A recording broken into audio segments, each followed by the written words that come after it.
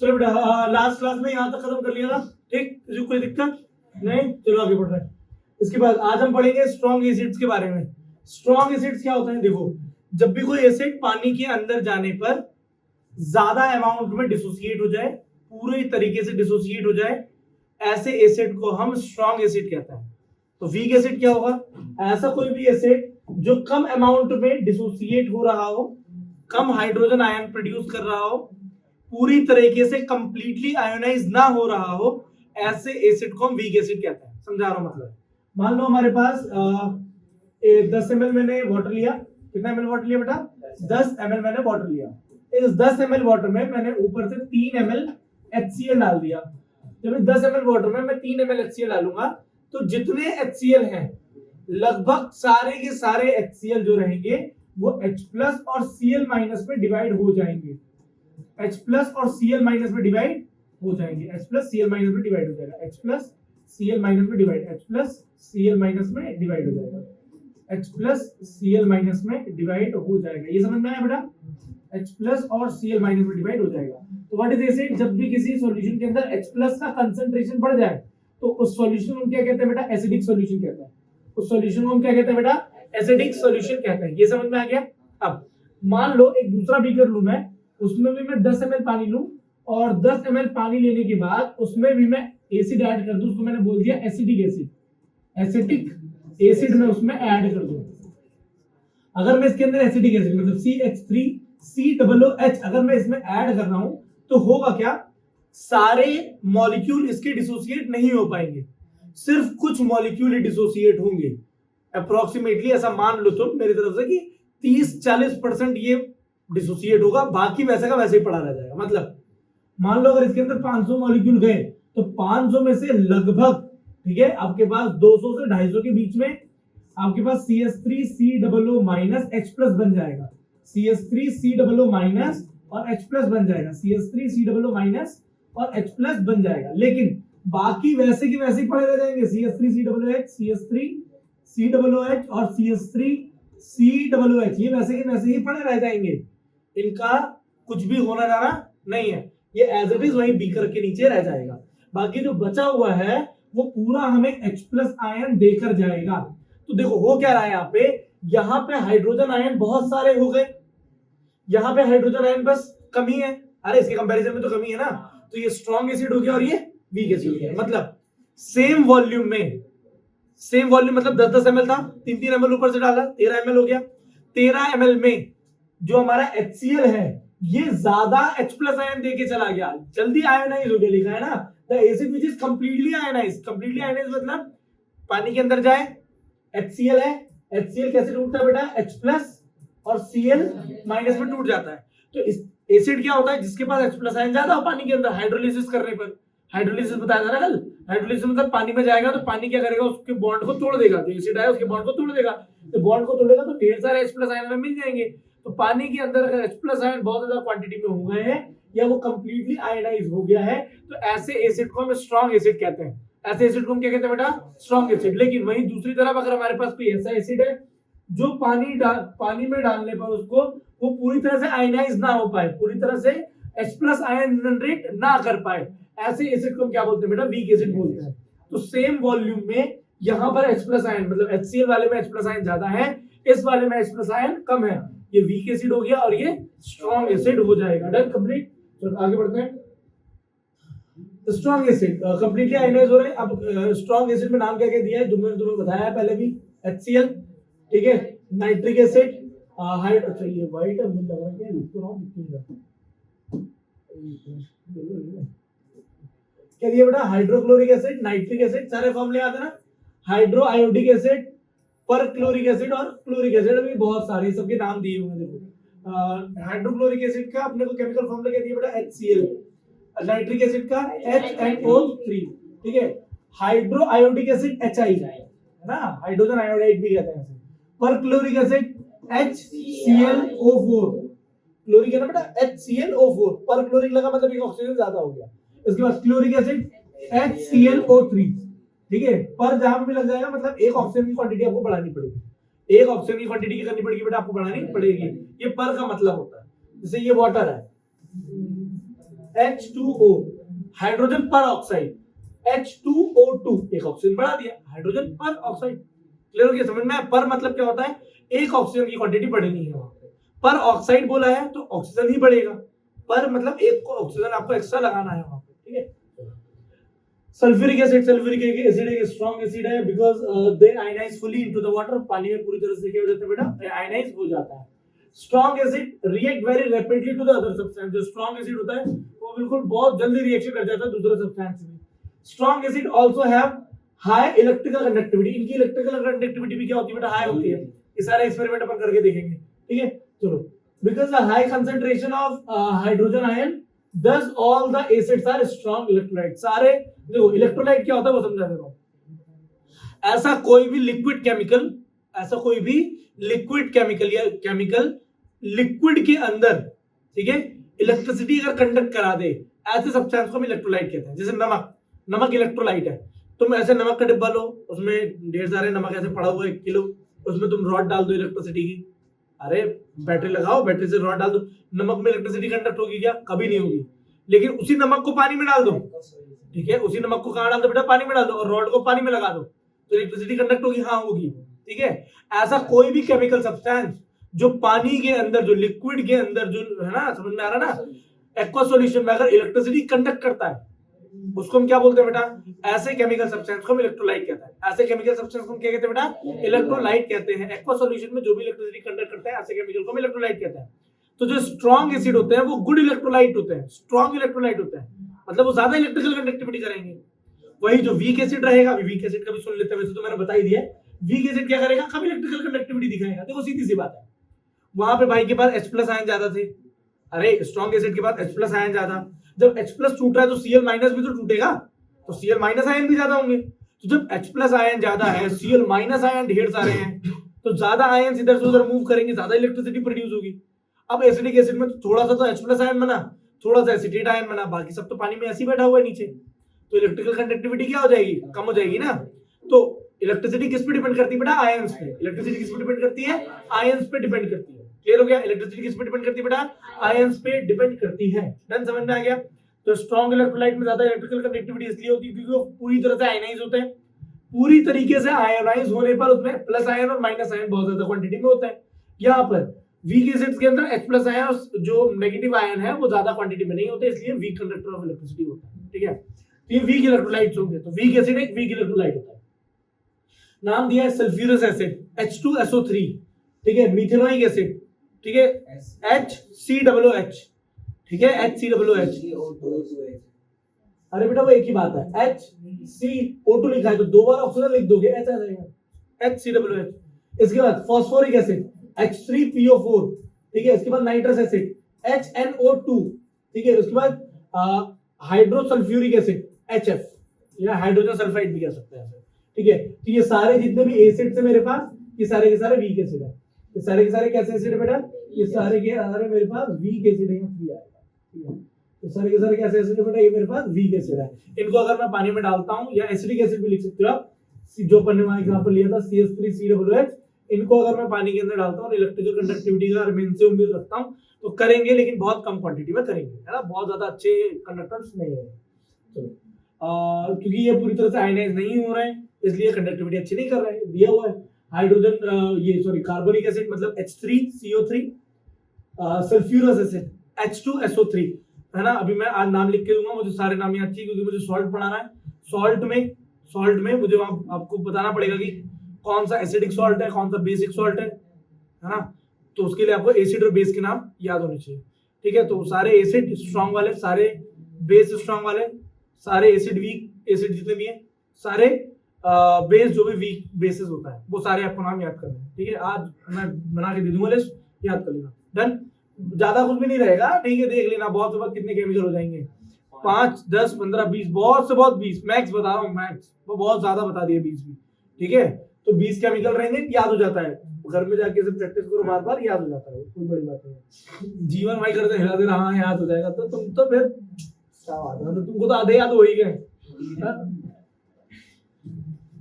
चलो, कार्बनिक acid H2CO3, sulphurous acid H2SO3, ये सारे वीक एसिड है, पानी के अंदर जाएंगे तो हाइड्रोजन आयन जो रहेगा ये कम प्रोड्यूस करेंगे। डन। आगे क्या बोल रहा है, ये सारे एसिड अगर मेटल या मेटल कार्बोनेट या मेटल हाइड्रोजन कार्बोनेट के साथ रिएक्शन करते हैं तो कार्बन डाइऑक्साइड गैस तो निकालना इनका कर्तव्य होता ही है, लेकिन दिक्कत ये रहती है कि ये इतना विग्रेसली रिएक्ट नहीं करते, बहुत ज्यादा hydrogen gas carbon dioxide gas नहीं निकाल पाते। तो ऑब्वियस सी बात है, जब एसिड कम बन रहा है, H+ आयन कम है, तो वाटर कम बनेगा, कार्बन डाइऑक्साइड भी कम रिलीज होगा, ऑब्वियस सी बात है। ठीक है, ज्यादा कुछ बताने के लिए है नहीं। पानी के अंदर जाएंगे तो हाइड्रोजन आयन का कंसेंट्रेशन कम होता है, हाइड्रोजन आयन का कंसेंट्रेशन कम रहेगा, पॉजिटिव नेगेटिव आयन ही अगर कम है तो इलेक्ट्रिकल कंडक्टिविटी भी कम है। Use of mineral acid in industry, industry में हम मिनरल एसिड का कैसे यूज करता है, देखो बहुत सिंपल सा है। सल्फ्यूरिक एसिड फर्टिलाइजर्स बनाने में काम आता है। फर्टिलाइजर मतलब समझ में आ रहा है, जो खेत में छिड़काव के लिए केमिकल्स यूज करता है फर्टिलाइजर कहते हैं। ठीक है, जैसे कि अमोनिया सल्फेट, देखो H2SO4 होता है सल्फ्यूरिक एसिड में, है ना, वो क्या बना रहा है, अमोनियम सल्फेट। ये हाइड्रोजन हटा के यहाँ लगा दिया NH4 का होल ट्वाइस और साथ में कर दिया SO4, इसको कहते हैं अमोनियम सल्फेट। क्या कहते हैं बेटा इसको अपन, अमोनियम सल्फेट। अब ये अमोनियम सल्फेट क्या है, ये सॉल्ट है। देखो एसिड तो है नहीं है, बेस भी नहीं है, तो ये सॉल्ट है। कौन सा सॉल्ट है, एसिडिक सॉल्ट है कि बेसिक सॉल्ट है, एसिडिक सॉल्ट है। क्यों है एसिडिक सॉल्ट, ये स्ट्रॉन्ग एसिड वीक बेस से मिलके बना है, स्ट्रॉन्ग एसिड और वीक बेस से मिलके बना है। ठीक है, तो पीछे इसके क्या हुआ है बेटा आपके पास, SO4। ये अपन वहां पे डिटेल में पढ़ेंगे कि ये एसिडिक सॉल्ट है, बेसिक सॉल्ट है, कैसे सॉल्ट है, ये भी अपन जो आएगा ना उसमें पढ़ेंगे। तो इसीलिए बोल रहा हूँ कि एसिड है, एक बेस के साथ रिएक्शन कराया होगा, NH4 सामने लग गया, SO2 पीछे लग गया। अब ये तुम एसिड बेस याद करके होगा तो वहां मैं अच्छे से पढ़ा दूंगा। ठीक है, अभी तो खाली बीच में बता दिया मैंने। Paint, dye, chemical, plastic, synthetic fibre, detergent, explosive और कार बैटरीज को बनाने में हम सल्फ्यूरिक एसिड का यूज करते हैं। ठीक है, ऐसा कोई मेजर क्वेश्चन नहीं आता है इसमें से कि आपसे कोई ये पूछ देगा बताओ 2 नंबर का क्वेश्चन है यूजेस ऑफ सल्फ्यूरिक एसिड, लिख के बताओ कि कहाँ यूज हो रहे हैं।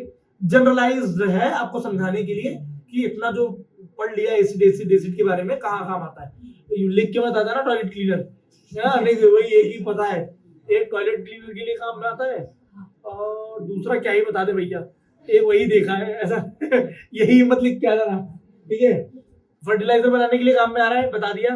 दूसरा कार की बैटरीज में काम आ जा रहा है, प्लास्टिक, सिंथेटिक फाइबर, पेंट और इन सबको डिसॉल्व करने के लिए भी काम में आ रहा है। ठीक है, नाइट्रिक एसिड भाई हमारा कहाँ काम आता है, फर्टिलाइजर बनाने के लिए, क्योंकि अमोनियम नाइट्रेट है हमारे पास, है ना, अमोनियम के साथ नाइट्रेट भी है, तो नाइट्रिक एसिड में N होता है ना, नाइट्रिक एसिड में N होता है ना, अमोनियम नाइट्रेट कैसे बनता है पता है, देखो मैं बता रहा हूँ। अभी तुमने एक दिन वो जिंक के साथ रिएक्शन कराई थी, अरे वो जिंक के साथ रिएक्शन कराई थी ना मैंने। अगर आप जिंक के साथ रिएक्शन करा रहे, सुनो, अगर आप जिंक के साथ अगर रिएक्शन करा रहे हैं HNO3 का, ठीक है, तो एक बार तो आपका जो गैस बन रहा था N2O गैस बन जा रहा था वहां पे। ठीक है, लेकिन यही अगर मैं यहाँ पे HNO3 यूज कर रहा हूँ और ये मैंने हाईली कंसंट्रेटेड यूज किया, हाईली कंसंट्रेटेड, वहां तो डाइल्यूट था, पानी वानी मिला के रखा था, हाईली कंसंट्रेटेड अगर मैंने यूज किया है ना, उस कंडीशन में क्या बनाता है, उस कंडीशन में बनाता है NH4NO3।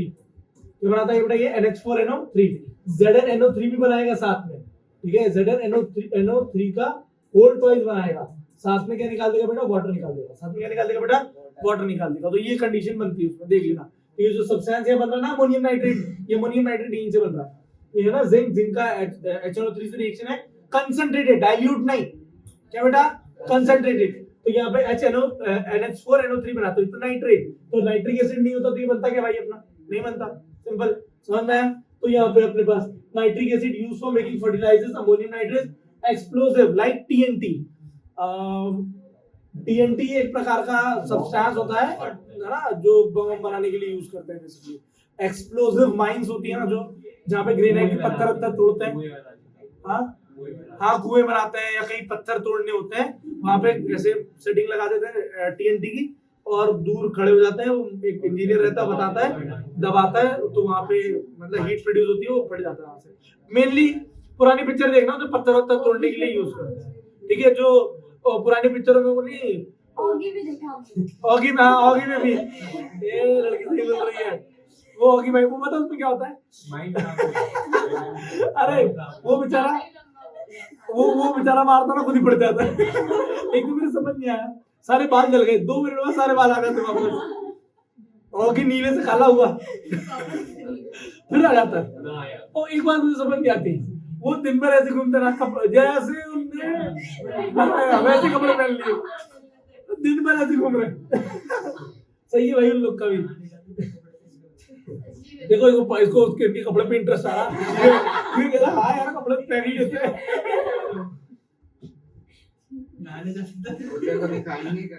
यही मैंने भी बोला, मेरी बात रिपीट मत कर। मैं एक बार अगर मेरे को ऐसे ऑगी सच में होता तो मैं पूछता उससे बात, क्या भाई ये सब अच्छा कार्टून ये भी सही है। तो ठीक है, तो यहाँ पे TNT ट्राइनाइट्रोटोलीन बनाने के लिए काम में आता है। ट्राइनाइट्रोटोलीन मतलब टोलीन ऐसा होता है, बेंजीन के ऊपर CH3 लगता है, और ट्राइनाइट्रो मतलब एक NO2 यहाँ आ जाएगा, एक NO2 यहाँ लग जाएगा और एक NO2 इधर लग जाएगा। ठीक है, ये 12th क्लास की केमिस्ट्री में है। ठीक है, ट्राइनाइट्रोटोलीन TNT कहते हैं। ठीक है, और अपने पास आगे क्या दिया हुआ है, hydrochloric acid is used for removing oxide film from the steel object. Steel object के ऊपर जो ऐसे लेयर लग जाती है ना, जिसमें जंग लग जाता है, खराब हो जाता है, काला हो जाता है, उसको हटाने के लिए बेटा वो तो आयरन का हुआ ना, स्टील ऑब्जेक्ट लिखा। ठीक है sir, before they are galvanised, जैसे गैल्वेनाइजेशन करने जाते हैं उससे पहले कर देते हैं। And for removing the scale deposit of inside the boilers, जो स्केल डिपॉजिट होता है ना उस बॉयलर्स के अंदर, उसको भी हटाने के लिए काम में आता है। बॉयलर्स जिसमें सामान चीजों को उबालते हैं, उसके अंदर जो गंदगी रह जाती है उसको साफ करने के लिए भी काम आता है। ठीक है, it is also used in dyestuff textile. Textile मतलब कपड़े बनाने की कंपनियां, तो टेक्सटाइल में आता है। ठीक है, टाइल्स में समझ लेना। Food and leather industry, food और लेदर इंडस्ट्रीज में भी इसको यूज हम लेते हैं। बहुत बच्चे सही बता रहा हूँ, सोच रहे होंगे यार क्या फायदा इतना पढ़ के, टॉयलेट क्लीनर का तो नाम ही नहीं आया, हार्पिक के बारे में कोई बता ही नहीं रहा, क्या मतलब इतनी बड़ी किताब पढ़ ली।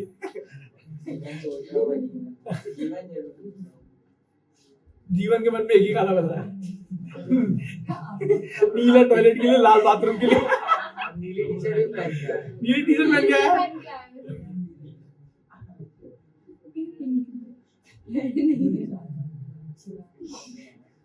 जीवन खरीद के जाएगा, कह रहा आज एक डब्बा ले ही जाऊं। एक्सपेरिमेंट बोले सारे करेंगे, इसीलिए मैंने देख नीले से लिखा था, तेरे को रिसेम्बलेंस लगना चाहिए ना। वो सही है, खरीदना ही पड़ेगा आरपी। बेटा आरपी निकाल के पी मत लेना।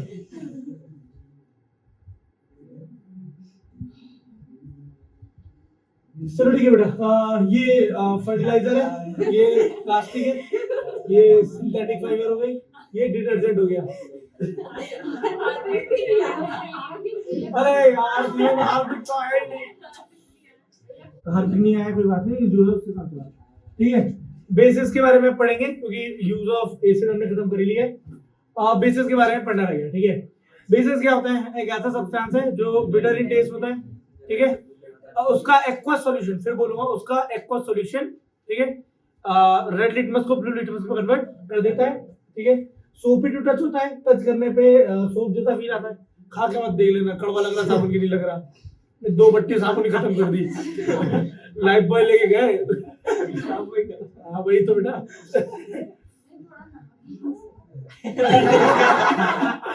ठीक है, बता तो खाया नहीं, पता क्या किसने खाया, रिन तो नहीं खाया था। ठीक है, साबुन पे हार्पिक डाल के सॉल्ट बन जाएगा।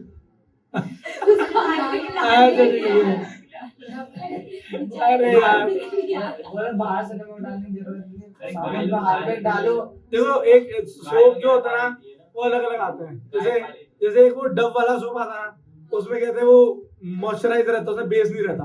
वो जो मिल्क रहता है उससे क्रीम रहता है, क्रीम से वो बनाता है, उसमें बेस नहीं होता, उसमें झाग वाग निकलता ना। देखो मैं तुम्हें बताऊं कैसे पता करोगे उसके अंदर बेस है कि नहीं है, किसी गवर्नमेंट अफसर। ठीक है, हाँ ले आना कल।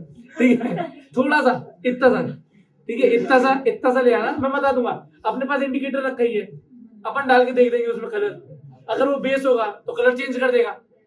समझना कहने का मतलब क्या है, जो डब साबुन होता है, ऐसे कोई भी तुम्हें साबुन दिख रहा हो जिसमें कहता है ना कि ऐसे बेस नहीं है इसके अंदर, मॉइस्चराइजिंग मिल्क या क्रीम, वो ऐसे कुछ कहता है, तो ले आना बेस थोड़ा सा डब साबुन। ठीक है, इतना लाना, इतना सा। एक ऐसे ऐसे कागज में पुड़िया बांध के ले आना।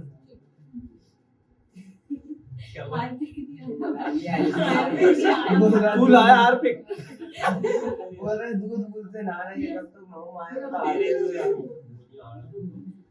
चलो दोनों लोग साबुन खा लिया तो क्या तुम्हारी बात सुनेंगे? चलो तो बेटा व्हेन बेस आर एडेड, बेटा जब भी एसिड के अंदर बेस ऐड करते हैं तो वहां पे न्यूट्रलाइजेशन रिएक्शन होती है। All the metal oxide and metal hydroxide are bases, सारे के सारे मेटल हाइड्रोक्साइड क्या है बेटा? बेस है। ठीक है, मेटल ऑक्साइड भी बेस है। देखो क्या क्या चीज बेटा? मेटल जैसे हो गया तुम्हारे पास सोडियम, जिंक, अब कोई भी मेटल ले लो, कैल्शियम, ये सारा बेस की तरह काम करेगा। मेटल ऑक्साइड, किसी भी मेटल का oxide NaO, Na2O, ZnO, CaO, calcium oxide, ये सारा मेटल। अब ये भी सारा मेटल ऑक्साइड, ये सारा क्या है बेटा? Metal oxide. मेटल में ऑक्सीजन लगा, मेटल ऑक्साइड, ये भी क्या बेटा? एक प्रकार का बेस है। अब मेटल हाइड्रोक्साइड क्या होता है बेटा? देखो था ये मेटल है Na, हाइड्रोक्साइड मतलब होता है OH, जिंक हाइड्रोक्साइड ZnOH का होल ट्वाइस। ठीक है, CaO कैल्शियम CaOH का whole twice, calcium hydroxide. Zinc oxide तो एम्फोटेरिक है, मतलब मेटलिक ऑक्साइड है, बेस भी है और एसिड की तरह भी काम करता है, तो इसको थोड़ा कॉन्फ्लिक्ट हो गया। ठीक है, ये थोड़ा अजीब सा ही है लेकिन ठीक है, फिर भी एक बार मेटल ऑक्साइड तो है मेटल ऑक्साइड तो है लेकिन एम्फोटेरिक है, एसिड और बेस दोनों की तरह काम करता है, तो बेस की तरह तो काम कर ही रहे, तो रख सकते हैं भाई को अपन। तो ये नाम दिए हुए देख लो, जैसे ये सोडियम ऑक्साइड है, ये भी बेस है, सोडियम हाइड्रोक्साइड ये भी बेस है, और सोडियम मेटल भी बेस है। कैल्शियम ऑक्साइड भी बेस है और कैल्शियम हाइड्रोक्साइड भी एक प्रकार का बेस। डन, ये समझ में आ गया? बहुत बढ़िया। अमोनियम हाइड्रोक्साइड NH4OH है ना, अमोनियम बेटा NH4OH बताया था। अमोनिया कैसे बनता है? देखो मैं तुम्हें क्वेश्चन बताऊं, CBSE में अक्सर क्वेश्चन आया ना कि अमोनिया जो है NH3, ये एक प्रकार का बेस होता है। मैं बता रहा हूं तुम्हें, बोलो हाँ ठीक है, ये बेस होता है, लेकिन इसमें तो OH माइनस आयन है ही नहीं, क्योंकि हमने तो पढ़ा बेस में तो OH माइनस आयन होता है। अब ये अमोनिया बेस है लेकिन इस भाई में OH माइनस आयन तो है ही नहीं। अब इसका आंसर ये है कि जब भी आप अमोनिया को पानी के अंदर डालते हैं, अमोनिया को किसमें डालते हैं बेटा? पानी में। तो अमोनिया को जैसे ही वाटर में डालोगे तो ये दोनों मिलकर क्या बनाएगा बेटा? NH4OH। क्या बनाएगा बेटा? NH4। और सुनो, पानी में डाल दिया, बेस क्या होता है? जो डिसॉल्व होने पर पानी के अंदर एक्वस सॉल्यूशन में क्या निकाले? OH minus ion. अरे बेस क्या होता है? जो एक्वस सॉल्यूशन में OH माइनस आयन निकाले। ऐसी थोड़ी, एक्वस सॉल्यूशन में क्या निकाले बेटा? OH minus ion. तो बनाएगा NH4 plus OH, NH4 plus and OH minus ion, वो बनाएगा। डन, क्लियर हो गया? समझ में आया? तो हमारे पास अमोनियम हाइड्रोक्साइड समझना है कैसे बनाना है। अमोनिया में पानी मिला दिया, ये क्वेश्चन अगर सीबीएसई में कहीं आया कैसे भी आया तो अटेंड कर लेना। समझ में आया कैसे?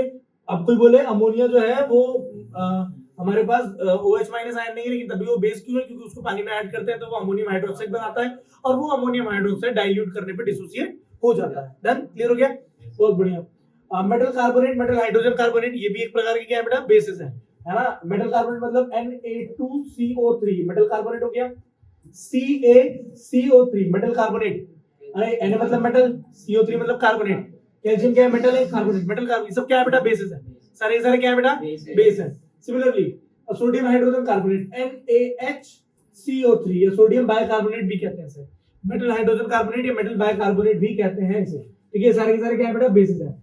Water soluble bases are called alkali. बहुत सुंदर बात है, देखो जितने भी सब्सटेंस है, ठीक है, ये फिलहाल बेसिस है। NaOH बेस है, ये सारे बेसिस है। KOH बेस है, पोटेशियम हाइड्रोक्साइड बेस है, कैल्शियम हाइड्रोक्साइड बेस है, NH4OH बेस है, MgOH बेस है। अब सुनो, जब मैं इन सारे सब्सटेंस को, सारे मतलब एक एक करके ऐसे एक साथ डाल देना सबको, ठीक है। मान लो सोडियम हाइड्रोक्साइड को अगर मैंने पानी में मिला दिया, मतलब सोडियम हाइड्रोक्साइड का मैंने एक्वस सॉल्यूशन, मतलब NaOH का अगर मैंने एक्वस सॉल्यूशन बना दिया, अब ये भाई बेस नहीं है, अब ये भाई का नाम हो गया एल्केली। अब ये भाई क्या हो गया बेटा? एल्केली हो गया। समझ में आया? डन।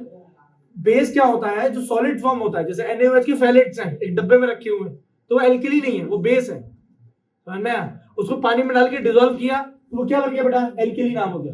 जैसे बोरी में रखा हुआ है तो चावल, उसको पका के खाया तो भात, समझता तुमको?